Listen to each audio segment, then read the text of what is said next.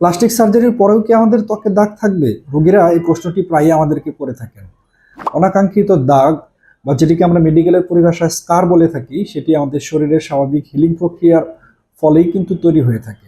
কার কতটুকু দাগ বা স্কার তৈরি হবে এটি নির্ভর করে রোগীর জেনেটিক্স, বয়স, সার্জিক্যাল টেকনিক থেকে শুরু করে আরও নানাবিধ ফ্যাক্টরের উপর। সুতরাং প্লাস্টিক সার্জারির পরেও কিন্তু আমাদের ত্বকে দাগ বা স্কার তৈরি হবে।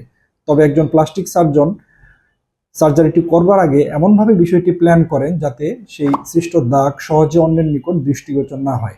আমরা প্লাস্টিক সার্জনরা অধিকাংশ ক্ষেত্রে চেষ্টা করি যে সৃষ্ট দাগ যেটি হবে সেটিকে আমাদের শরীরের যে ন্যাচারাল ক্রিজ লাইন আছে সেই ক্রিজ লাইনে ফেলার চেষ্টা করি যাতে এটি অন্যের নিকট সহজে দৃশ্যমান না হয়।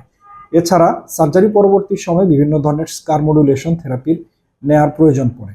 সঠিক সময় সঠিক চিকিৎসা গ্রহণ করলে প্লাস্টিক সার্জারি পরবর্তী সময়ে যে দাগ তৈরি হবে সেটি খুবই সূক্ষ্ম একটি দাগ তৈরি হবে এবং অধিকাংশ সময় দেখা যায় সেটি নাও বোঝা যেতে পারে।